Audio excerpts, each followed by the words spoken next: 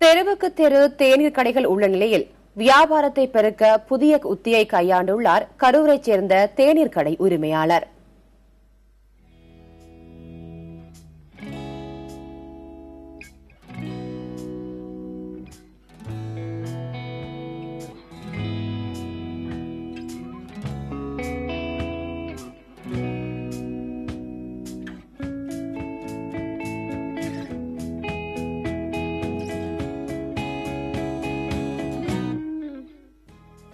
இரண்டு பெஞ்சுகள், சில நாளிதழ்கள், 4 பெரியவர்கள் என இருந்த தேநீர் கடை வடிவமைப்பே மாறி தற்போது கையில் இணைய சேவையுடன் இளைஞர்கள் தேநீர் கடையை வட்டமிட்டு வருகிறார்கள்.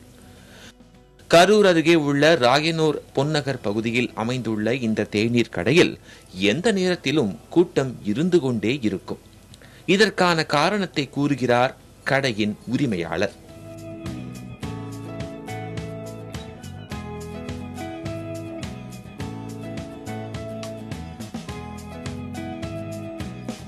காலேஜ் இருக்கு, ஸ்கூல், ஹைஸ்கூல் இருக்கு, நிறையா ஸ்டூடெண்ட்ஸு நிறையா எப்படியாவது வந்தால் தான் 4 வியாபாரம் பண்ண முடியும். அப்போ நம்ம ஏதோ ஒன்று மக்களுக்காக செய்யணும் இல்லையா?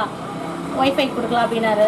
நானும் ஒத்துழைச்சேன் ஒய்ஃபை வைக்கலான்னு. ஆனால் அதே மாதிரி பசங்களும் நிறையா வந்தாங்க, மக்களும் நிறையா பேர் காலையில் வந்தாலும் முதல் ஒய்ஃபை போட்டிங்களா என்ன ஆச்சு அப்படின்னு அதைத்தான் கேட்பாங்க. இலவச வைஃபை சேவையால் பொன்னகர் பகுதியை சுற்றியுள்ள பள்ளி கல்லூரி மாணவர்கள் தேநீருடன் இணைய சேவையும் பயன்படுத்தி பயனடைகிறார்கள். இங்கே எல்லா ஸ்டூடெண்ட்ஸும் ஆஜராகுவாங்க. இங்கே லாஸ்ட் 2 இயர்ஸாக ஃப்ரீ வைஃபை தராங்க. அதனால ஸ்டூடெண்ட்ஸ் எல்லாத்துக்கும் பெனிஃபிட்டாக இருக்குது.